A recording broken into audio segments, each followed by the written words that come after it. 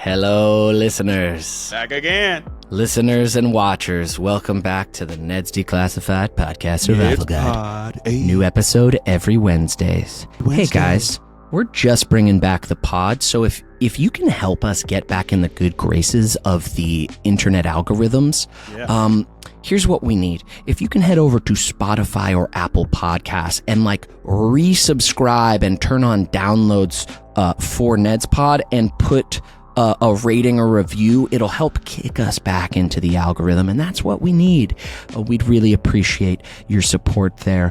Also, hit subscribe on YouTube if you haven't, and head over to our Patreon at patreon.com/NedsPod Patreon if you'd like to join the fan community and get our rewatch pods that we're now only doing on Patreon, as well as bonus content. Oh, it's fun.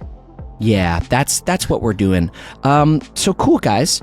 Enough about that. Today, yeah, let's get into this.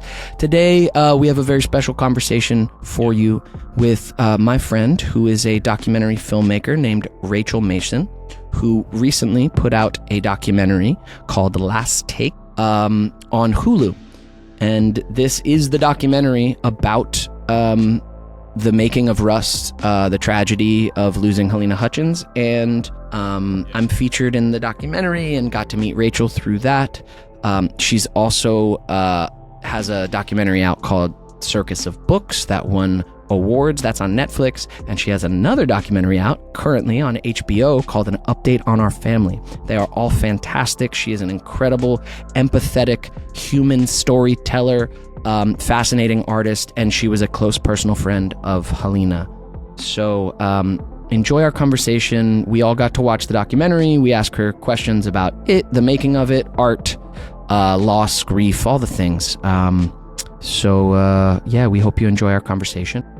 In a world full of haters, insane content creators, and the ever soul-crushing hamster wheel of growing up, we are three best friends trying to do the impossible. Create a podcast that helps you survive life. I'm Devin. I'm Lindsay. And I'm Daniel. And this is Neds Declassified Podcast Survival Guide. Results may vary.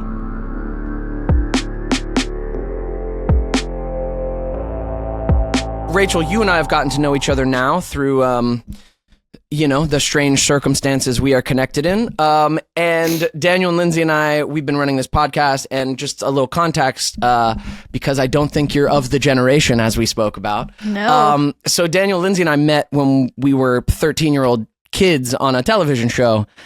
I was 15. I have it pulled up. That you guys you've done so your research. Yes. I was literally like, who are these people? Yes. And they are so adorable. Oh my God. So we were little babies on a show together, living out our dreams. It's a show that's still relevant to the generation that grew up with us. We've been doing this podcast for a couple years. We had started this podcast in between Rust, the first go round, and the reshoots. So kind of as we were building up to finish, we were in the middle of doing the podcast for the first time. And Daniel, Lindsay, and I, they're just very close friends who kind of got to watch me go through this from the outside, and know my whole kind of acting history and journey and dreams. So they kind of have all the context. And guys, this is Rachel, an amazing documentary filmmaker. And You weave a particular magic, Rachel, where I think people. It's not surprising to me that you get the interviews and the documentaries that you get, because you're an empathetic, caring, and trustworthy person. So I think people, including myself, when I met you the first time, I was like, I'll talk to this person. I trust where you're coming from. So, okay, let me do this. And that's got to be a hard thing to blend, that hey, you're finding subjects and you need to care about them as people. Yeah. Well, that's really a nice introduction. And by the way, it's so nice to meet you guys. And I love the fact that you're still friends after having worked in show business together on a show. Wow. That's not a small, I can tell you, when you get to the end of a documentary project, you've been through a lot. You lost all your friends by the end of it. You're never talking to you again. No, I mean, I will say it's I'm so glad that I really do have a great vibe with my colleagues, but docs are so intense because they are so real. Yes. And I'm often jealous of people that work in narrative because you get a script and you get to play with fiction and reality, and just it's a thing. Whereas I'm like, oh, this really happened to this person. And as there is no world in which I take any of it lightly, and usually docs have to do with something traumatic because that's what makes people interested. And so it is definitely a place where I found myself somehow thriving in a difficult arena because I think it is because I actually am concerned about like anyone I talk to. Like as soon as I met you, Devin, I was like, wow, I was concerned for your state of mind and for your experience. And this particular doc is so unique and so crazy because, having such a personal relationship with Helena, her being such a close friend, I would never have even imagined making a film about her. That Right. type of idea, it would be like if I'm going to make a film about you, Devin, right now. Boom. Like, Right. What? You're not ready for a film to be made about you. Like that happens to someone who's like, documentaries are, it was so weird. So and I also think I was very angry and upset at, like, of course, that she was dead at all. Like that was maddening for me. But then I was also angry and upset at how I felt like the media had only provided this sort of like very weird smoke screen of information. And so when I got to meet everyone on the set of Rust, at first I was really kind of hesitant. I didn't even really want to be there, which is ironic because people, when I got there, were like, we don't want to talk to the media. And I secretly was like, well, I don't really want to talk to you either. Like I was freaked out and traumatized in a weird way because I was like, Right. this is what caused her death. So like you're on that side of things. But as soon as I met everybody, I was like, whoa, we are so aligned. Like everyone is here because they got to know Helena. And if you got to know Helena, you instantly fell in love with her.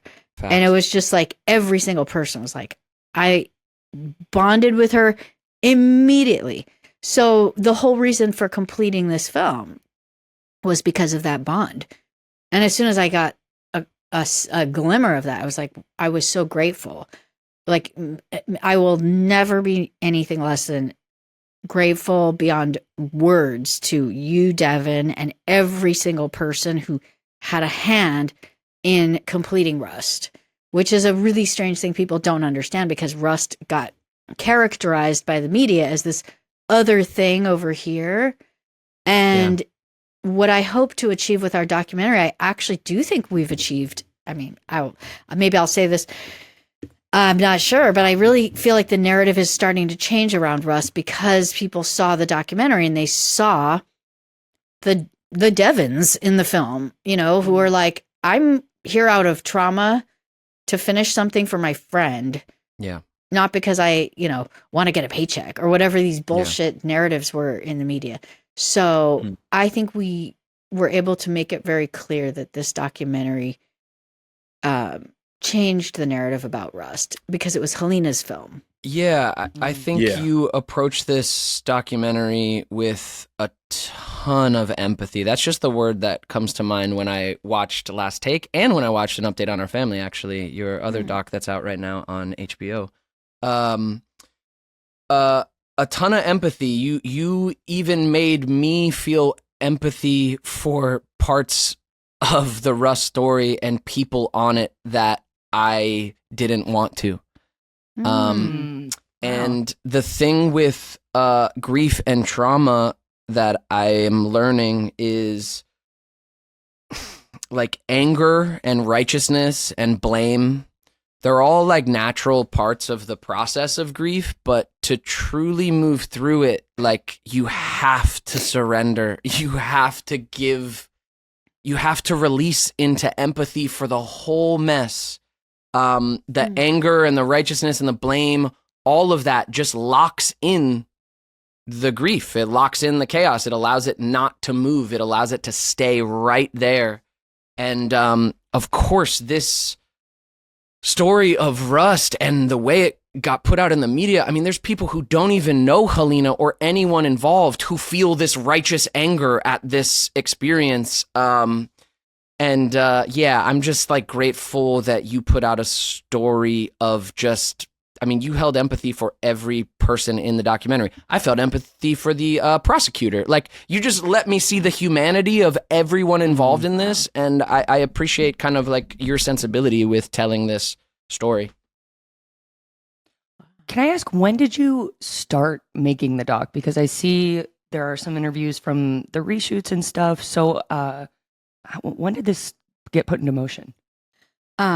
We are in earnest started really rolling in 2022, about like after a year had passed. And yet we were collecting things, in some ways, like a doc can get started in the archive process long before you shoot anything. And so we were, actually Matt Hutchins, Helena's widower, asked me pretty much the very next day after she died to make this film. And that's where so as soon as he said that, and I thought he was, in a trauma state, but I realized something. It was because suddenly Helena became overnight a global news headline, and Matt had to share Helena with the world through people he didn't know, producers of Dateline and 2020. And I understood very quickly after, like, oh no, he knew her story was already getting out there. And, he knew me. He knew he could trust me. He asked me to do it because it was like, someone's going to do it. It's going to get done. And I don't know any of these people. I want you to be the one to do it. But I really couldn't comprehend it. And so I asked Julie, I felt, okay, you're more level-headed than me, Julie. Can you help me? She's also a documentary producer with many years of experience. And also a Julie friend Neds. of Helena's. They were all friends. Yeah.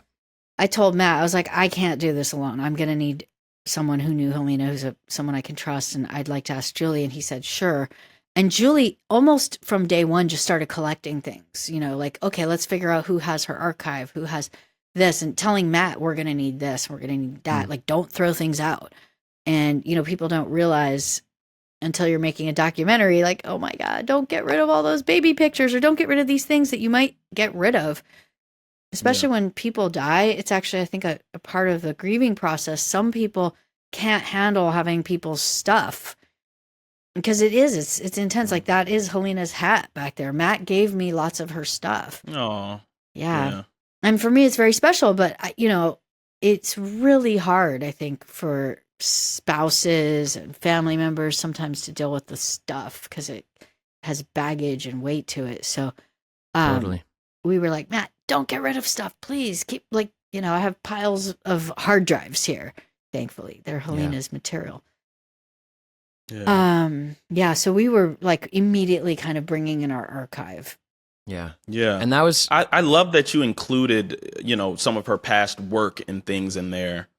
Some of the old films, or I don't know if some were music videos or what, but that was great that you showcased her art outside of just the film. Thank you. That mattered a lot to me. In fact, some of those things that you're talking about, music videos, were the things that I worked on with her. Those were our collaborations. Yeah. Oh man. Yeah, and I know originally the documentary got put together, or the ideas were originally, like, how we got told in 2023, we found out, okay, we're going to finish this thing, and it kept getting pushed, and then the date got locked, and then we got told there will be a crew on set who are making a documentary about Helena, and they were friends of hers, and it was put into motion by Matt. So we were all like, okay. And initially, and it makes sense to me the way it ended up, but initially it was like, yeah, they're going to cover Rust because that's going to be a part of the documentary, but it's more a documentary about Helena's life. We filmed the finish of Rust, and then of course that next year were the trials and just the continuation of all this madness. And it makes sense to me that the project evolved into what it is, which is the story of the tragedy on Rust and Helena. It makes sense to me that is what it evolved into, but it definitely was harder to deal with, like being like, oh, I'm just gonna be a passing interview in a part of a Helena doc versus, oh no, it's Rust, man. Like we're gonna tell this story. How did that go for you? Where that evolved? Like, how did that? I'm sure you had your own kind of emotional process with that. Well, I think this is exactly what makes me, honestly, like gives me pause about the whole industry of making documentaries, because you want to build trust based on truth with a person. So my whole picture of what this film was going to be, I wanted to have truthful and honest when I would bring you or anyone in. And so I absolutely gave them the image of what it was that I set out to make. And I would say to them, like, I'm setting out to make a documentary about Helena. And in my mind, I had it all worked out. I had a script written. It was like, starting in Ukraine and her childhood and the story of her life and all the different collaborations she had and different filmmakers. And so I would explain that to Devin, and he'd be like, oh my God, I want to be part of it. And then how does Rust fit in? Well, Rust has to get fit in because it's how she died. And like, that is absolutely like the culmination of her life on this film. And so, when I explained that to people, that's what allowed them to feel like, great, I want to be a part of it. And so the frustration for me, when I don't know if I'm frustrated at the actual situation of what happened in the real world, where the media took it over and there was endless theorizing and endless stories. And it just suddenly was, I had a burden to deal with, which was the reality of Rust being a global headline that people needed answers to. Yeah. And I was like, well, I don't want to be that film that has to do that. I set out to make this film. And suddenly realizing, no, Rachel, you actually have to be that film because you're in that position. You interviewed those people, and those people that interviewed you are the only people willing to talk about this thing that there is no clarity on. So part of me was like, felt the natural evolution of this project do a thing that was not what I wanted to do. And as a director, it's frustrating because that's the problem with docs. You're dealing with reality. And if I was writing a script, I'd often would talk to Joel about this, like how I envied Joel Sousa. Like, he could write the script, even though, of course, what happened with Rust was such a horrible calamity. Rust is a product of his great directing brain, and he writes cool scripts, and Rust is a super interesting, awesome script, and that's why all these talented actors wanted to do it. And I was like, man, you get to like write stuff out of thin air. I have to deal with reality. Reality follow. I don't get the luxury to sort of craft something. So on some level, this doc took a turn because the story itself took a turn. On the other hand, do I wish I could have, maybe been a bigger, more powerful director who'd be like, okay, fuck all of you guys, I'm going to do it my way or the highway. And I'm definitely still at an earlier stage in my career where I don't have all the power in the world to do everything I want. And we have pressures and network pressures, and not just network, but like production companies and people and investors and all the stuff, and people who are like, well, we need this to take this course. It has to answer to the public. And also, I will say, that is what makes me realize when you are in the realm of doing a story that is a public story versus a smaller, less known story, which I am more familiar with. Like, you're speaking, Devin, about the Stauffer story. I did a project called An Update on Our Family, which is on HBO, and it's about a singular family that, the controversy that erupted in the YouTube space. And it was a well-known story for a moment, but it really ran its course. And so when we were working on the story, millions of people didn't really care. People were like fascinated when it came out to rewatch the story, but it wasn't like I was responding to a story that everybody wanted to have an answer for. Whereas Rust, was. Rust was a story where everyone has an opinion. You know, everyone wants to say something about Alec Baldwin. There's just so much. And I realize now when I work on projects that don't have that level of controversy, there's a luxury in that.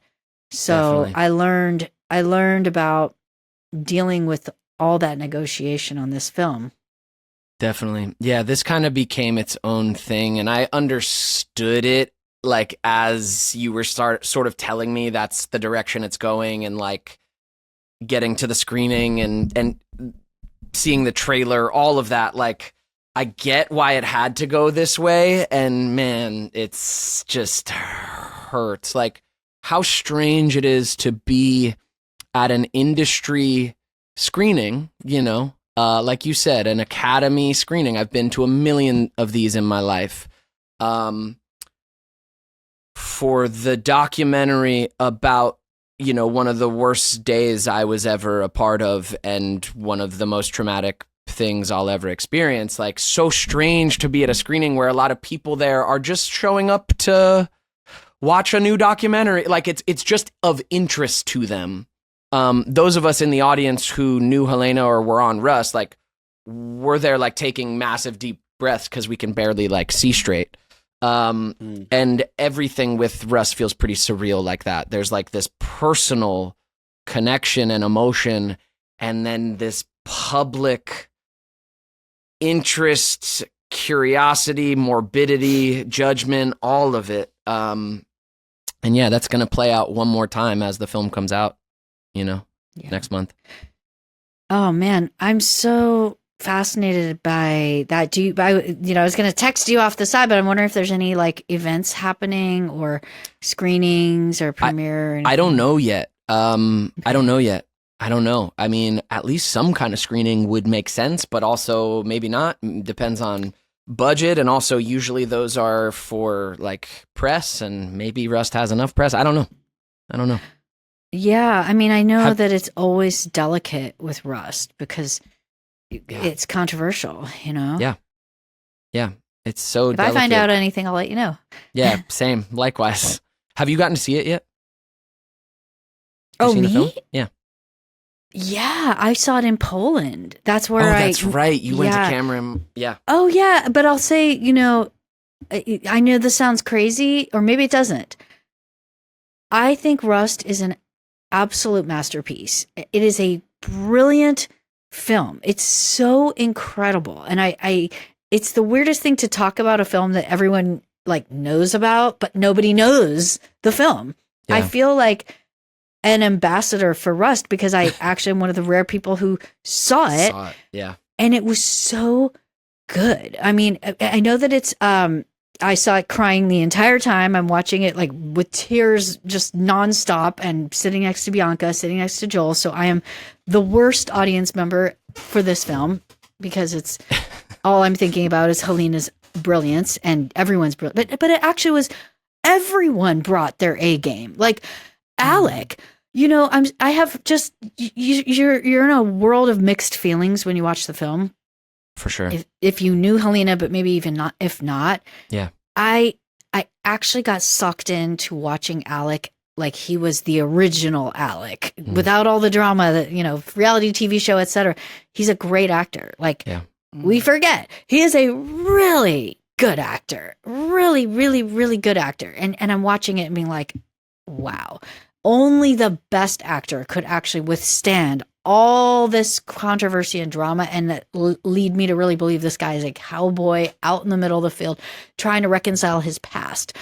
And yet I was watching it and it's gripping because the writing is so good. And you guys are, this is your field. I should be like, when, I don't know if you Isn't feel Dev it like amazing? when something's well written, right? You're actors. I'm not an actor, but like it feels, does it feel good to like have a really like, right? Yeah, no, Joel's scripts are, this is my third movie with Joel. I love his scripts. Yeah. You know, it brings up a quote that you guys put in the documentary from Helena, where she's like, if I like the characters and I like the conflict, you know, I want to see the movie. I want to make it. So yeah, I mean, in entertainment, if a script is great, shout out to Joel.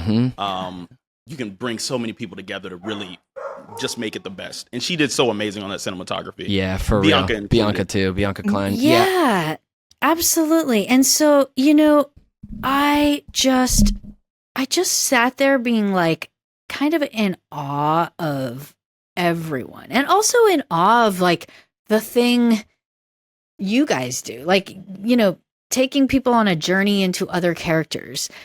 How incredible is that? And you're sitting there, and I felt this feeling of like, Helena would want this.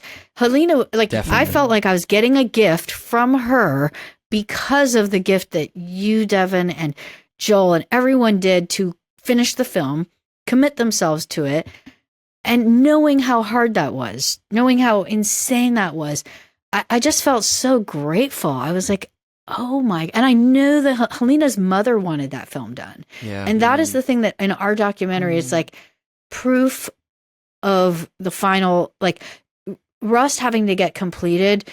People were constantly complaining about, my God, this should be shelved. Especially, I would say, lots of Helena's friends who have every reason to like be angry. And I completely understand. And I also felt that way until I spoke to Olga, her mother.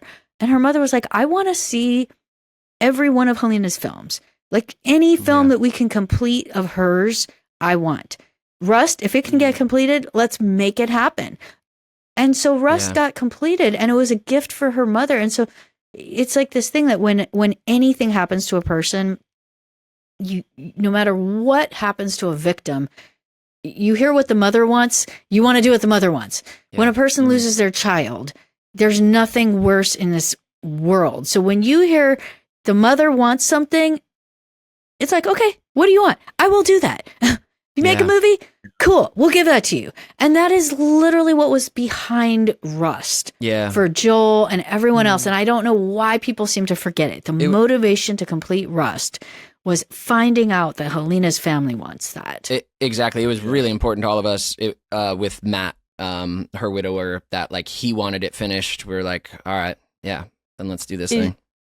Is that bigger purpose what can kind of help you put aside any personal emotions you might have towards anybody or towards the story at large? How do you tell an unbiased story that is rooted in so much tragedy and emotion?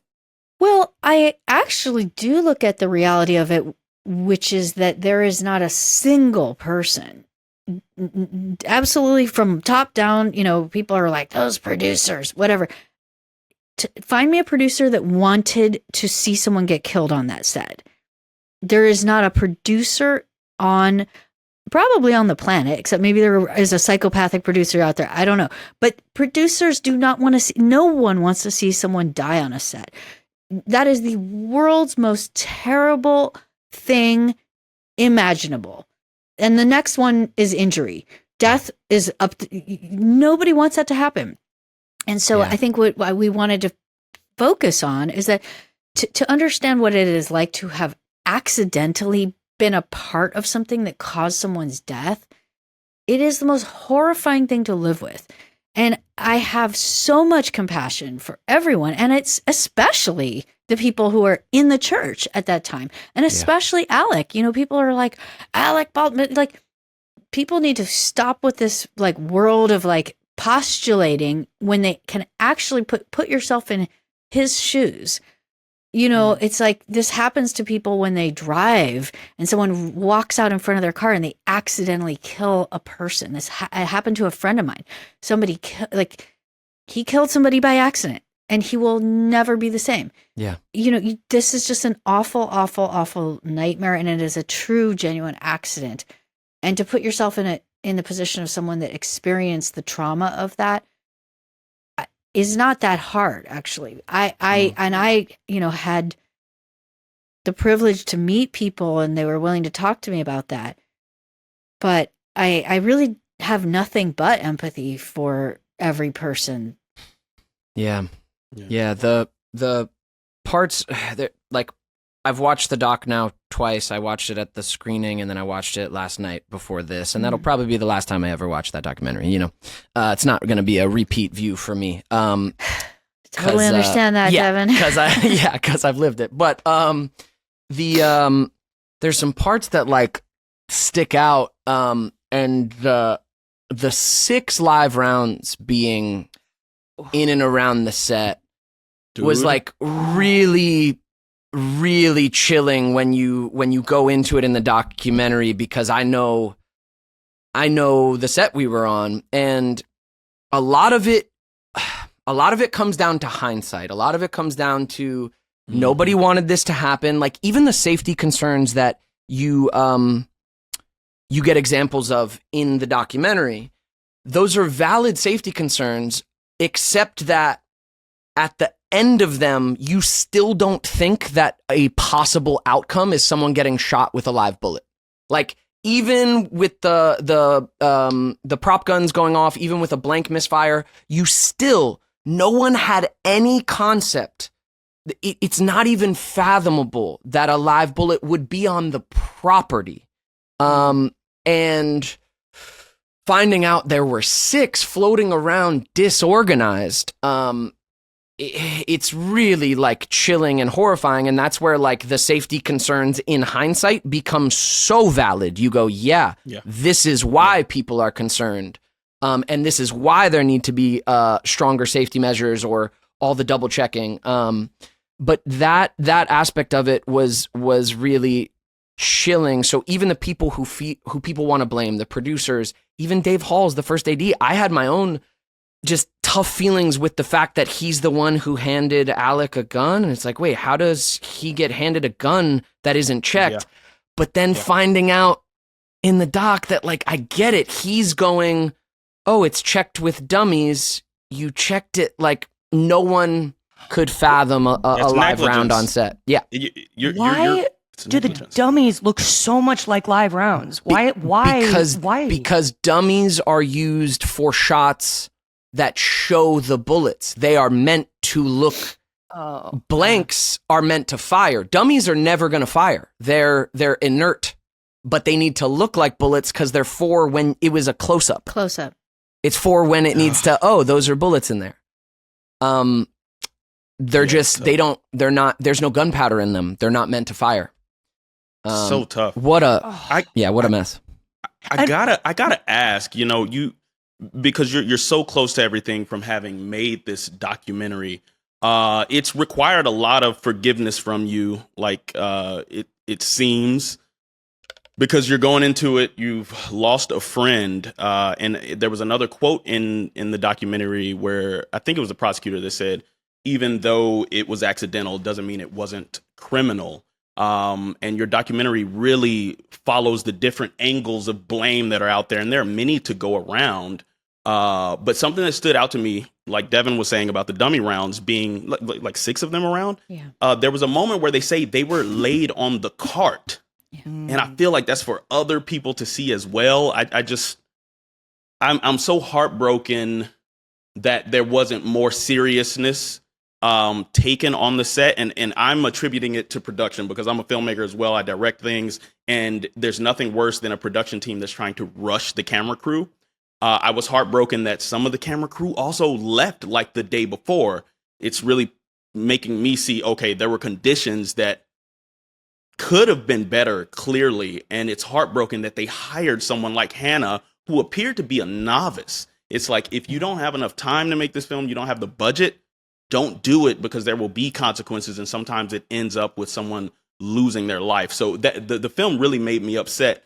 How did you find it in your heart to forgive this general forgiveness, and do you feel like justice was served through the prosecution?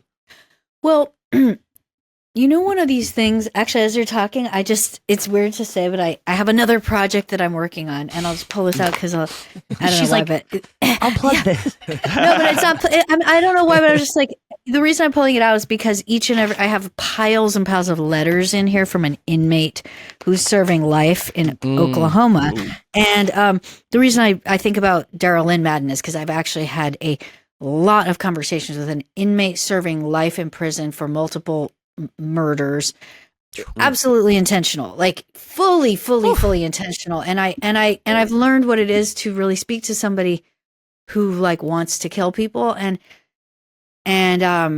knowing that is so it's like, it's really unusual. Like if I ever, like I've had conversation with Daryl Lynn about manual strangulation. Like, have you guys ever strangled anybody?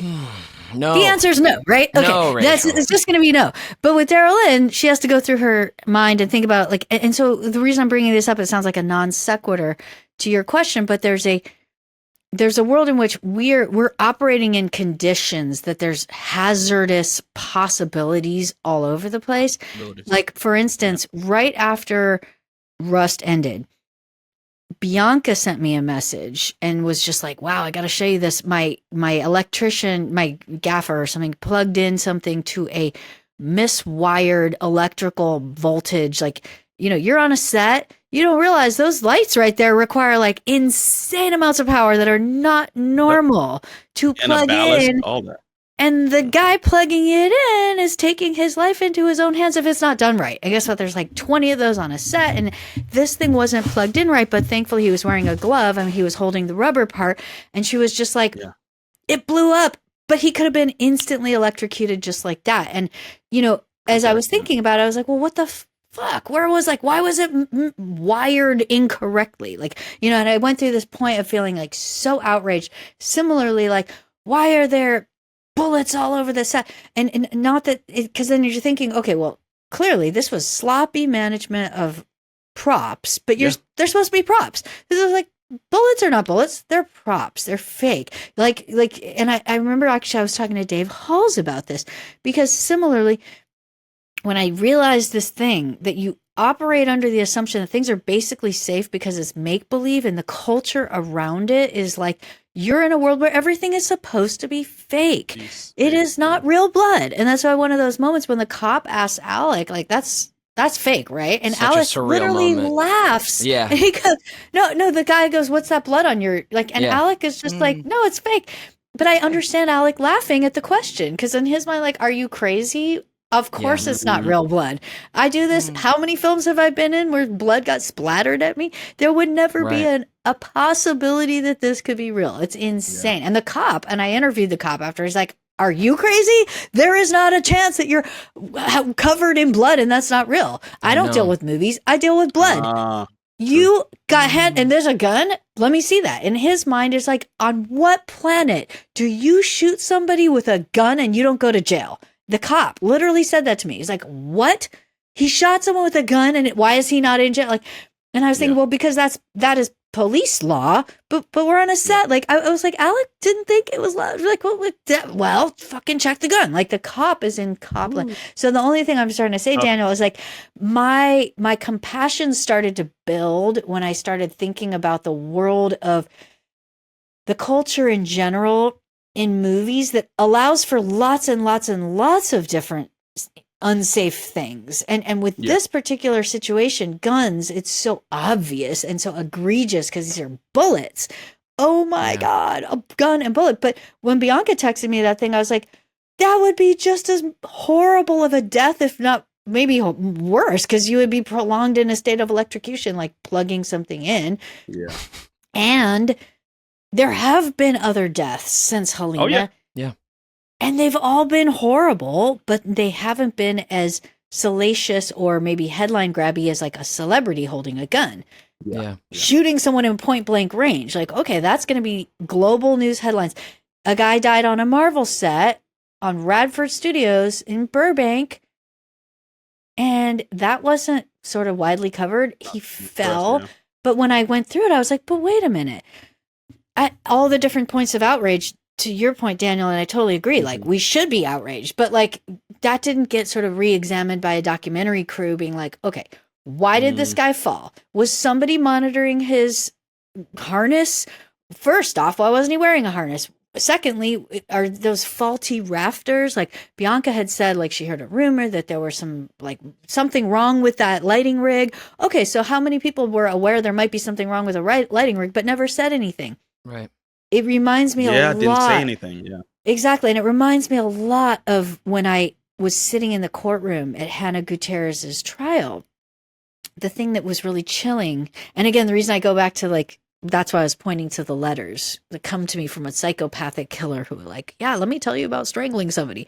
The reason I did this and why, I had a good reason. That's not normal. None of us do that. Nobody on film sets is a person like that I've ever met who wants to actually see somebody die. We live in a world where we don't want to see anyone die. Somebody dying is the world's most terrible thing. And I really believe any producer who's like, come on, guys, let's go, and are being sloppy, they also don't want to see someone die.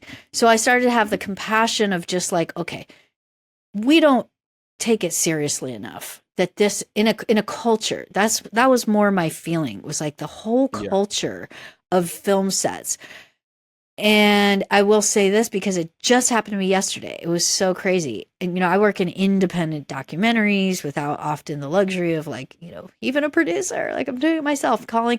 I'm going to film in the North Woods of Wisconsin, finding a camera operator out there. I get some guy on the phone. I'm very happy to talk to him. He's telling me about what he needs. I'm like, okay, so it's like very, 2 hours driving this way and 2 hours back. Are you okay with that? And like your 8-hour day is going to be this. There's no producers at all. It's just me doing this thing basically in the field.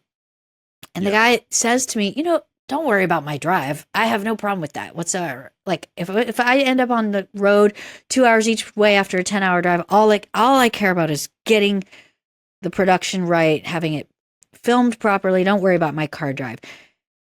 And I thought to myself, I don't know if I want to tell this guy, but like I'm friends with Helena Hutchins and I now take car rides seriously because like those camera guys were like, after a 10-hour day, you could drive off the road, and that does happen. And, it's all those different conditions that you think about. Yeah. I think about more now. And so that's where like my compassion index rose, only because I really don't think anyone wants to see something horrible happen, but they need to be shaken up. Like, hello. Yes. Yes, well, I agree, because that indifference can lead to some negative things. Yeah, this shook it up. I mean, watching the documentary, I went through the same process of like seeing some of those safety emails and things that we never heard about, and I went through my own process of like anger at it, of like, wow, you guys really let these things go and were whatever, putting too much on Hannah, all these things. But then I circled back around to compassion for kind of what you're saying, Rachel, which is like, but everyone assumed there's not live bullets on the set. Like everyone assumed even the worst possible outcome is not death. Like it's not even fathomable. And that's the thing we'll never get an answer to. That's also the problem with like anger and righteousness around this, even in myself, wanting an answer, wanting a clear, wanting someone to blame, wanting this. We're never going to get a clear answer for the sloppiness that led to live rounds being mixed in with. There's like weird rumors that people were shooting on set like for fun, but I never saw it. I have no one who has confirmed that. So I just feel like we're never going to get a clear answer. It's kind of the story you painted in the documentary, Rachel, which is just this wider, well-intentioned, maybe inexperienced, the chaos of making a movie and how much had to happen and go wrong sequentially for the outcome to play out how it did. I don't know what to do in processing that other than like surrender and try and feel compassion for everyone involved and everyone who's left and think of Helena every now and then and try and send her good thoughts. And I like, it's like, I don't know what to do with it. We're never going to get a clear answer or someone to blame that really is solely responsible. Other than I do think Hannah getting sentenced is fair. Her job of all the jobs is the one job to make sure that does not happen. And she didn't. So like 18 months, she'll live a long life after, she's young. That sentencing like made sense to me. She was the one person to defend it. Yeah, I feel like she was scapegoated just a little bit. And of course, I'm not right there at it, but I feel very sorry for that young lady. I feel like she kind of lost, a lot of her life because she agreed to something, to show up on this set and there's money involved. Like she seemed like she was more novice, and if production had more time, they wouldn't have hired her, because I don't think she was equipped to be an armorer. At the end of the documentary, I love that you showed how the new armorer that was brought to set, he fired all 6 rounds in the chamber and said, "Hey, here you go," or either he yelled out "rubber gun," and it's just so heartbreaking that no one who had been on other sets that were like cowboy shootouts didn't say, "Why is she not doing that every time?" To be fair, Hannah had just done a film of the same tier and budget with a big movie star that was a Western. She had just completed a film that's basically the same as Rust, like a indie with a big movie star, lower budget Western. And I had a gun every day on set. She followed all the safety protocols in front of me. She was doing the clearing. There are for people who aren't in film, there are very specific rules for guns and sets, and there's heavy protocols for letting the entire set know that the guns are safe. What's crazy for me is she was following all of those every time. Apparently, like Francis had shared something. So apparently not every time. Every time in front of me, I saw it. There were these announcements of like, "Hey, cold gun," or "Hey, we're about to have a hot gun. It's, this many. Here's the gun pointed out," right? Like she was following all the protocols. She was trained in this. In hindsight, it's easy to go, well, she's too young and inexperienced. Like this is her second time, I think, being lead armorer. Like in hindsight, very easy to point and go. But on paper, she had done a film similar, and leading up to that day, I didn't see the misfires. I didn't see the mismanagement. I saw someone who was handling the armor job serious. So, everything's nuanced. You know what I mean? I hear you. Like if she had worked as like a lead armorer on something before, but in the doc, I thought it was saying that she was more an assistant type thing. What really bothered me was that production, like kind of at one point told her to stop like clearing so much, she's wasting time or whatever. And that rush from production, when there's a power structure, like a hierarchy, that it eats up at you, and you're just trying to please the people that are paying you. Definitely. So I just hate that for her. And now 18 months of her life gone. Definitely. You know what, Daniel, I think what you're pointing to, and is similarly the more empathetic way to look at it, which I started to look at it, everything to try to have empathy for everyone, because I talked to producers. I did. They live with trauma. They're not people who are like evil. They're just like, yeah, of course we were like wanting this thing to go faster. Like, that's kind of their job, is to save money and move things fast, which also isn't necessarily okay. It's like everybody has this like job that they're doing, and they have their people that they're having demands for. And like the investors are like, "Come on, guys, why can't you figure out a way to do this for less?" Like, so there's always this like set of people putting pressure on the next guy that's putting pressure on this guy here. But one of the things that I recognized that does key into it, and it crosses over with both of what you're saying. And again, it comes down to Helena, because I kept listening to things she said in her own interview. We have very rare interviews with her, so the pieces of wisdom where she spoke were so amazing, because I felt like they actually spoke to this situation, which is about communication. And it's almost any workplace. If there's a communication breakdown, when I started to understand Rust, I looked at it as a genuine communication failure. And when I really understood it, it was like, okay, there's these camera guys here who are pissing everyone off. They're really annoying. They were pissing Helena off. Her final message was they didn't even bother to tell me they're walking off. I mean, and they have to live with that now. That her last text message is like, they didn't bother to call me. So I'm thinking, and I spoke to all these different people who were like, those guys had a chip on their shoulder. They were being loud about all kinds of stuff. And you read that email, and the email is like, first off, the COVID policies. Secondly, the drive. Third, the hotels.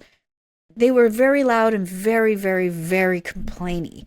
And I even so much as told Lane, the guy who did the complaints, I said, do you think you were complaining about too many things? Because your email does say guns down here. But when you're sharing something with the first AD and he's got, 100 people to deal with, cut to the chase, you know? And he said, no, I agree with you, Rachel. I probably was complaining about one too many things.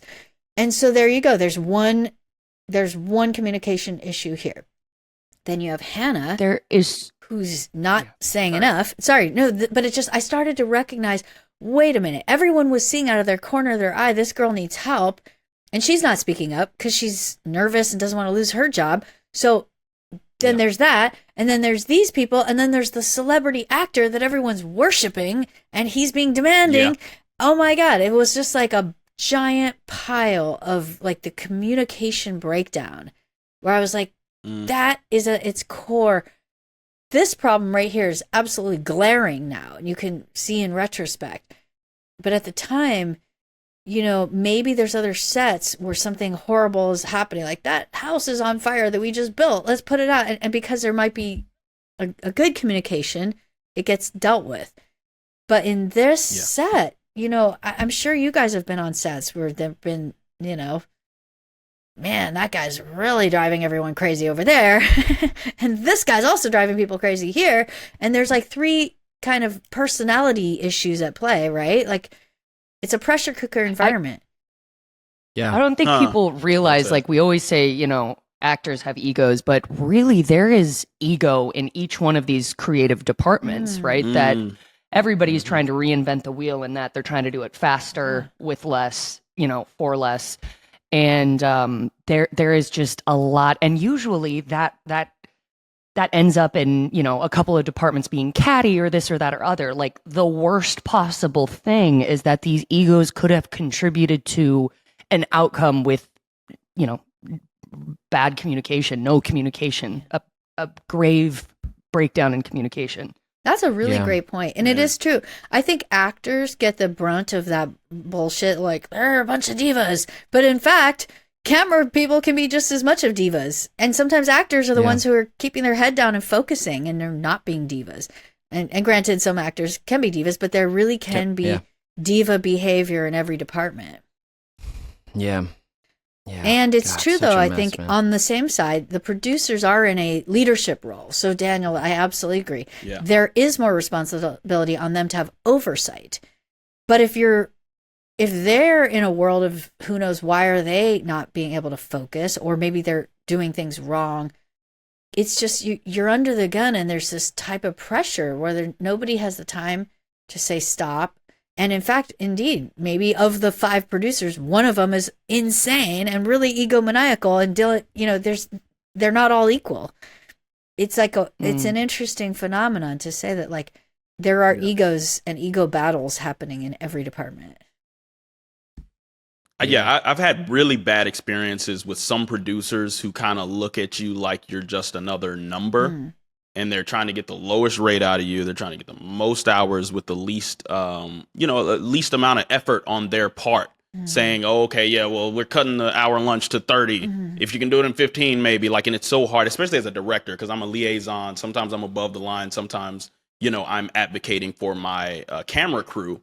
And it can be a treacherous thing to navigate. So my heart goes out to Joel. I like the way he was able to, find it in himself to push through all that, because it sounds like it was a very chaotic experience, even from the top before the really awful situation unfolded. One thing I want to put out there that's not just from me, it's from a lot of other people on the movie, is like, yes to all that, and again, in hindsight, all the chaos becomes way more potent because it leads to this one outcome. But every movie has chaos on it. And this movie was not the worst of it.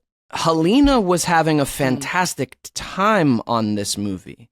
Our friend Reed Russell, who was camera operator on Ned's Declassified, Rachel.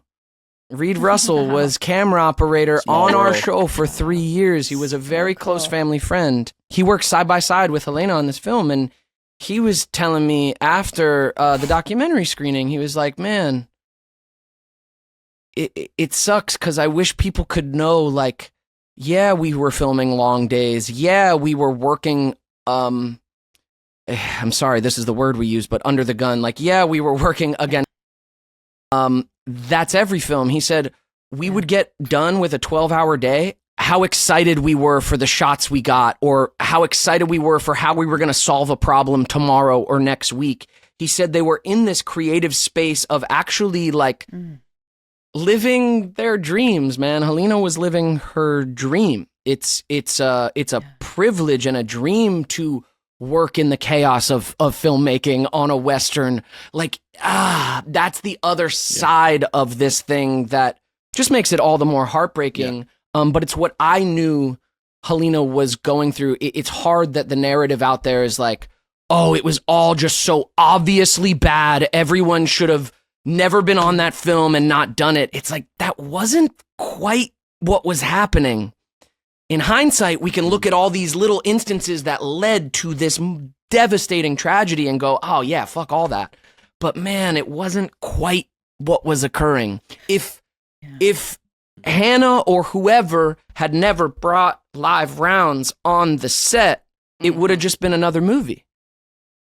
Yeah, no, and I think that's actually something I hope our documentary was able to capture the joy aspect. And thanks to you, Devin, your interview was so compelling and so good, and you said those things, and I wanted to make sure we kept that in our film because, you know, Therese, at one point, she's like, it's like getting to work in a time machine, you know, and it's this thing which is really cool. And actually, knowing Helena, she was a total adrenaline junkie.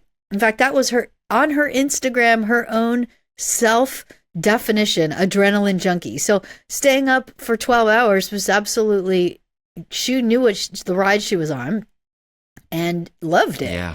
I mean, I saw her do, she like base jumping off of mountains. Like, she was a total daredevil, loved crazy shit. She was so rad. Yeah.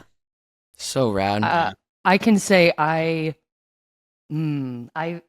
felt her through the screen, and your portrayal of her smile, those text messages when she was putting the crew together, just that indefatigable creativity and the high of being there. I think it's a systemic issue in sets where it can sort of go into that too fast, too much, too quickly. That's kind of a systemic issue, but we all kind of work within that usually. And it was a lot. I could feel her electricity through the screen. You really, I think, painted her so beautifully.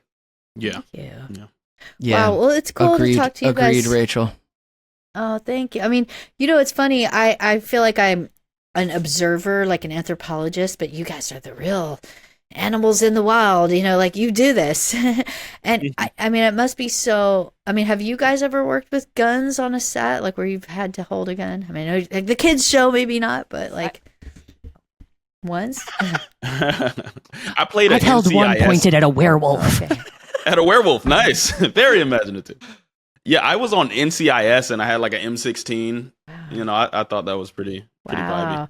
Well, because I mean, I know, Devin, obviously you don't have to tell me your experience with guns on set from this, but like, I have to wonder if this has changed everyone's relationship with guns on sets now, you know, and if there's anything that like can be said, it's that little bit of a pause, like, you know, the guy yesterday being like, I don't mind a 2-hour drive each way in the dark in the woods. Like, well, I was like, no, maybe consider it. Right. And it literally is because I was always that person to be like, cool, awesome. You're not going to charge me for that? That's great. Now I'm like, you know what? I really don't want anything to happen to you. Like, that would be horrible. Let's not do that. Yeah. But everyone is kind of like a person like that. The weird thing with me in this is like, I had worked with guns before. I will work with guns again. I've heard a lot of people on and off this set say they'll never work with live fire guns again, and I get that. That's fair. I would, even after all this, because this was like a freak thing. I would take more. Yeah. I would take even more care to make sure the gun is clear and all those things, and that blanks are blanks and dummies are dummies. Like, I would be way more diligent in checking. However, I would use blanks again. I would prefer to use blanks, honestly. As an actor, I like that blanks make noise and smoke. I like that. And blanks are historically safe other than Brandon Lee.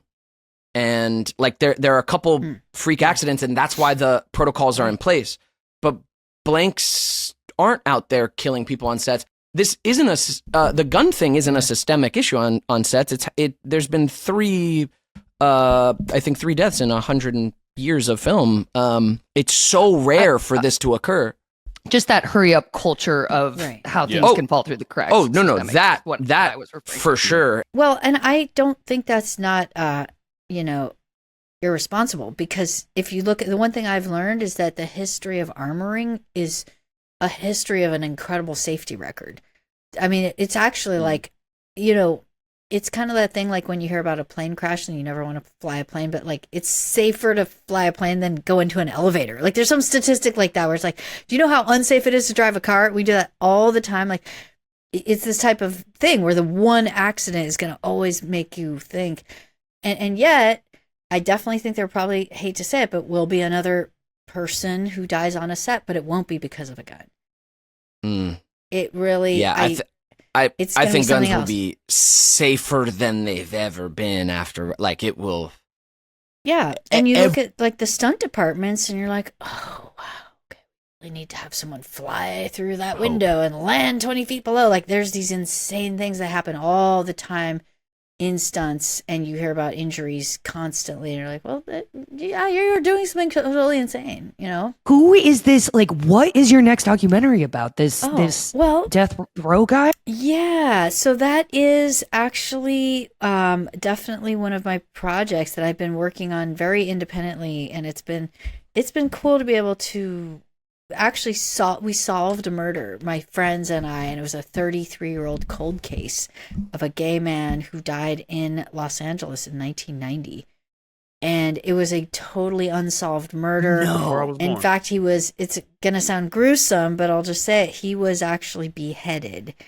And his head and feet were found in a dumpster in Hollywood. And his story always just really like saddened me because it was so like shocking. Like, how could this guy just die? And, he's a gay man. So in 1990, a lot of gay men were dying of AIDS. And so that's why, in my mind, well, I guess the cops didn't care. They just like, what's another gay man? And yet what I discovered in opening up the case was that, in fact, there was a female detective who worked very intensely to try to solve the case.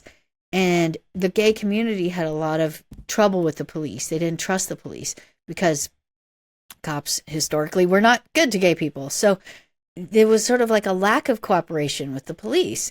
And my expectations about why this case didn't go unsolved, like why it didn't get solved, was actually wrong. There was an effort, but the community wasn't collaborating right. So 30 years later, I went and found all the people I could to help me solve the case. And I didn't really believe it would be solvable, but sure enough, here we are now. And I'm writing letters to the prisoner who confessed to the murder and had all the absolute details. Oh my God. Make it very clear. It was a hate crime. In fact, it was an actual hate crime. So Billy London was killed because he was gay.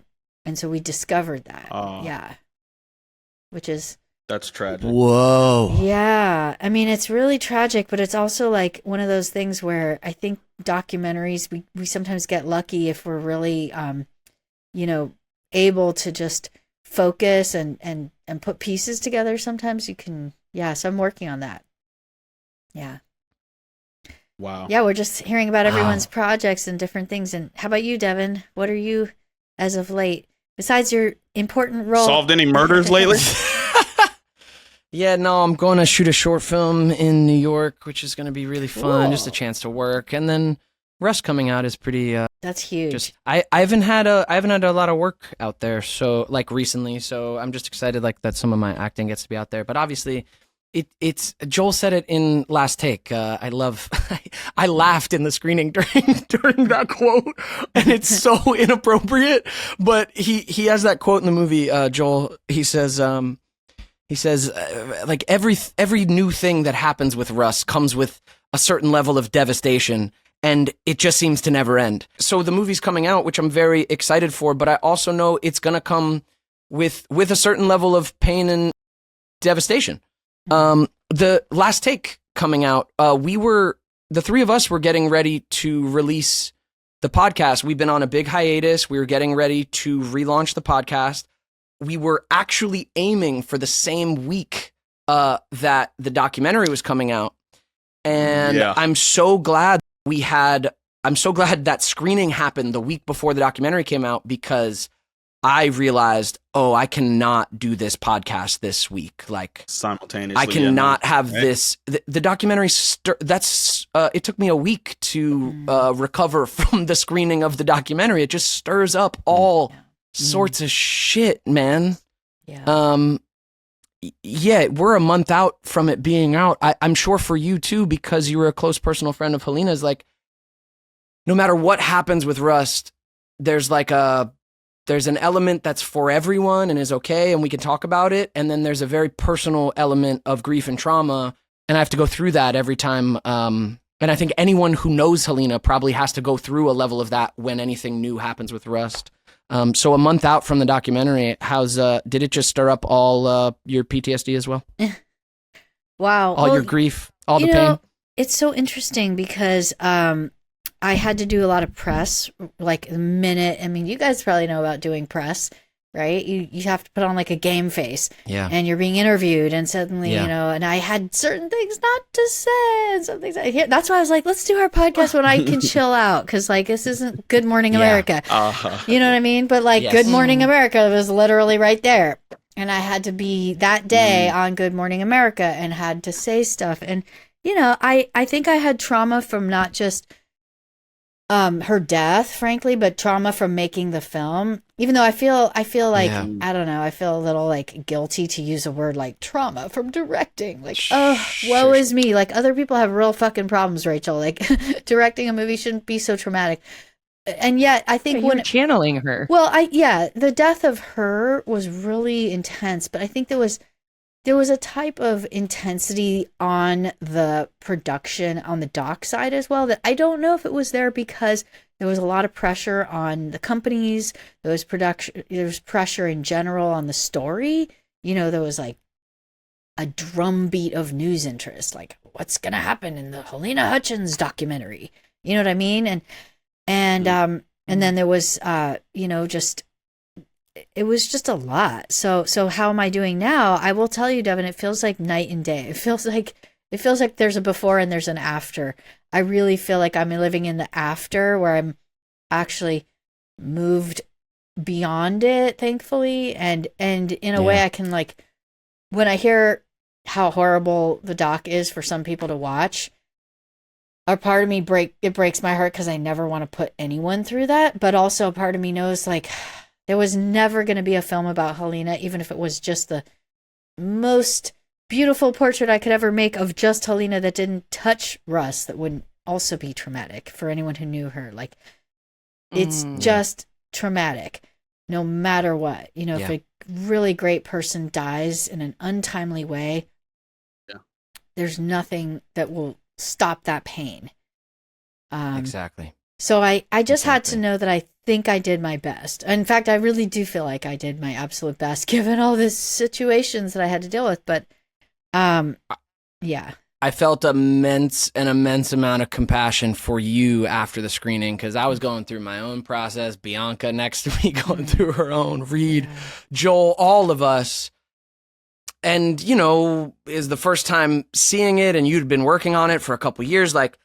And once I got through my own shit with it, I was like, whoa, Rachel, what an undertaking that you took on. I'm sure you were being pulled in 1,000 different directions, even internally within yourself, let alone all the external factors and your love of Helena and wanting to do right by everyone, including us. Like, I felt you had a very complicated position, and I trust you did your best as well. I trust your heart is good, so no matter what, you put good intention into it.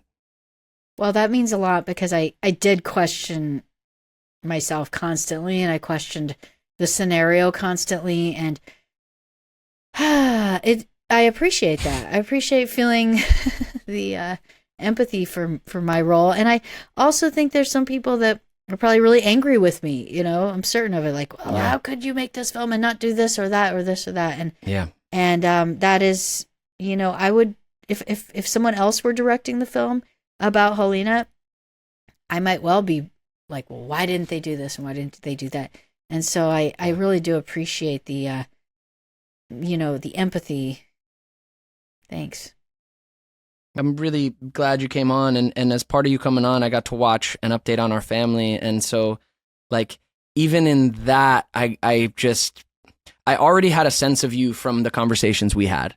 I already had a sense of you from the conversations we had on and off camera, and seeing how you handled the making of the documentary. And then watching an update on our family, I got to go like, wow, man, I really am impressed by your sensibility within the medium of documentary, and the through line, even in that one, that I felt was empathy. I was like, man, you approach these stories with such humanity and empathy and curiosity, and you kind of lay out the nuance and complexity of all sides, and it's different stakes from Rust, and it's less personal. There's a similar element where it's like there are people to judge right off the bat. It's very easy to judge the family you're telling the story about.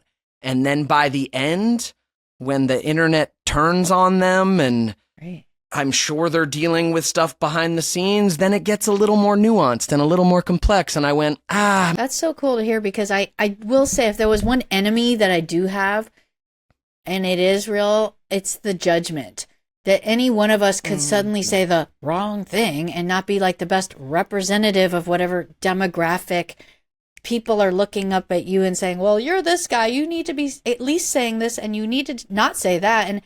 And who among us isn't going to walk off whatever cliff by accident and say the wrong thing or do the wrong thing? Or so I often think, well, who among us is infallible? And yet the army of judgers are right there ready to say whatever they want on the internet. And so I do think we live in a moment where there's also the fear of getting judged. And I think that can be crippling for people. We know all about that. Yeah. We know all about that. That was the crippling fear when the documentary was coming out, of just like, I couldn't see myself in the documentary without just being so scared at how personal and public and exposed I was. That fear is crippling, and we know all about it on this podcast. We have strong judgers. Yeah. Oh man, really? Are people nasty? It's so weird, because you guys are a lovable, adorable some people. kids. In comedy, we'd be known as the lovable losers. Right? I love the alliteration there, Lindsay. That's one of the characters of comedy. They the teach lovable that. Losers, led by Lindsay. I love it. And produced by Dan. Wow. Thank you so much for coming in and speaking with us, Rachel. Thank you guys. This is thank awesome. Really? Yeah, thank you for coming. Thank you guys. I mean, it's really awesome, and I'm excited to follow all of your different interesting careers, and what you're going to be doing is you're all very interesting and talented. So the documentary filmmaker is like, okay, we feel the same. Yeah. No, hopefully we can work with you one of these days. Okay, Are you saying you're going to commit a murder, Daniel? Yeah. Sadly, if that's what it takes. Certainly going to cover for one. Yeah, Sadly, we're going to need to make the story a tragedy if she's going to tell it. Yeah. That's the thing. Anything to revive Ned's Declassified. The tragic murder in Ned's Declassified. Nobody gets murdered. Oh my okay? God. If one of us dies, man. We like to end our episodes. Followed you. We like to end our episodes giving a tip to the audience. It can be about anything, serious or silly. If you have a tip to give the audience about anything in life. Time out. An update on our family has 100% on Rotten Tomatoes. 100%. That too. That's hard to do. That's certified tomato fresh, Rachel. Congratulations. Oh, you're That's what right. I'll be getting Rachel? into tonight. Thank you. Wow. Yeah. That's Everybody so go check that out, cool. man. Okay, sorry. Go on with your tip. I have it's so weird as a director. You're like, I'm going to take all the credit. Like, yeah, but it's so a group product. Again, another Helena expression. Like, I cannot express enough. Sometimes when I'm like, oh my God, I chose the right people miraculously, because it is entirely those, like, the great graphic designers, the executives that were absolutely like signing off on the right things and like giving the right notes. Like, they're really editors. Like, it's all the people. And as a director, you're like, okay, I know I had like the vision, but like what director is like, it's all me. I did, like, especially with docs, like you really choose the right people to tell the story. And so I just feel so excited about the fact that really came together. And, it's surround yourself with talented people and inspiring people. Perhaps that's the way to go. Surround yourself with inspiring people that inspire you. That would be my tip, because it's worked for me. It seems to have worked. I when I find someone inspiring, I chase after them, make sure we hang out, and so. And I will say that's also, I think, something Helena did too. So we can leave with that from her. Definitely, that was Helena. I feel like she found all the kindred spirits on set, not the complaining, jaded people. Even those people she won over with warmth. But she found all of us who were like the kindred spirits of like, hey, dude, I see you. You're down. And you love this and you get how incredible this is. She found all of us and like connected with us so fast. You said in the doc, I think like anyone who meets her like becomes like her best friend and connected to her. Like it happened instantly. I felt like, oh, dude, I know you and I love you. It's a good way to be. That would be my, you got a tip, my one word of wisdom. Yeah. You got a tip or Dan or Linz? Oh, Joe, just check out Last Take on Hulu right now. Yeah. There you go. And a story is, a story is a lot deeper than it kind of looks on the surface. And I'm so glad that I got to watch this and get a better idea of, I don't know, that experience. Cool. Yeah, that's real. My tip is don't rush to judgment, guys. I had my own perspectives, and I feel like I was a representative for some of those people who were like angry at a bunch of people without being there, your documentary really shed light on the fact that there are a lot of factors at play and there's no easy answer. Guys, just don't rush to judgment.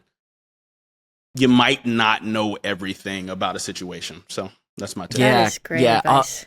I'll tell you guys briefly, like, and I'm glad it happened, Daniel. Like, this is not a fucking call out. I'm glad this happened. But we were on a meeting for producing Neds Pod. It blew up. When I started talking about the documentary next week and like, it's a lot. Daniel came at me with some opinions, perspectives. Yeah.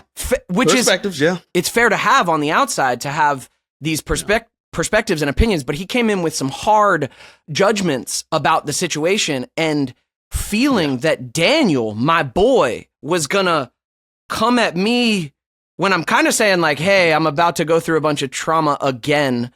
Come at me with these hard judgments about a situation that you aren't involved in. It like compassion. I could have exercised a little bit more compassion. We've been working on that, Dan. I was the horde. I was a part of the horde, and you made that clear. Because I was just so upset that that someone lost life because of production. I had my issues with productions before rushing me. So, but I should have given you that grace because you were. But I'm glad it happened because it let me know like, oh, the horde is out there. They're gonna have these opinions. People are gonna rush to judgment when they aren't involved because there's no stake on their personal whatever.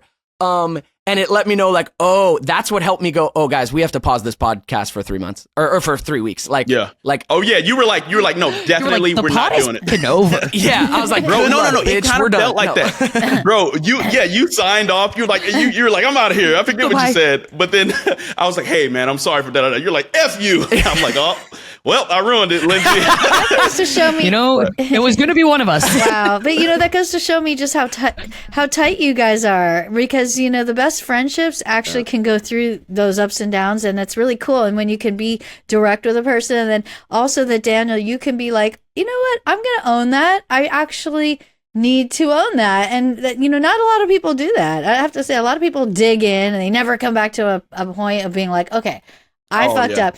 I was impressed right now. I didn't know that it came from personal experience, but like, it's a very rare thing. I will say thank you for, especially among men out there, like take note, like you can own a mistake and like, oh, that's cool. I appreciate that. Yeah, Devin.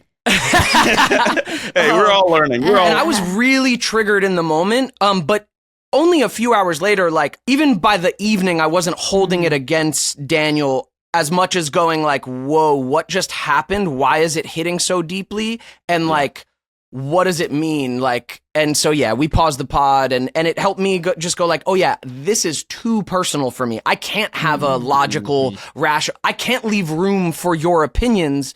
This is my trauma. Like, and I'm scared. I'm scared about this documentary coming out. I'm scared about all of it. It's scary. The public is scary. They are. When it comes to something like this, it's freaky. So I think my tip is, guys, life now in our information space is a game of telephone. It's a game of telephone, and you are receiving news and details of events down the line. Even when they're coming through a valid news source, you are receiving it way down the line of telephone. And because we live in a day and age where we're hearing about everyone's everything, it's one of the biggest things I learned kind of in the Rust experience was like, whoa, what people are making this and what the actual personal experience was are two vastly different things.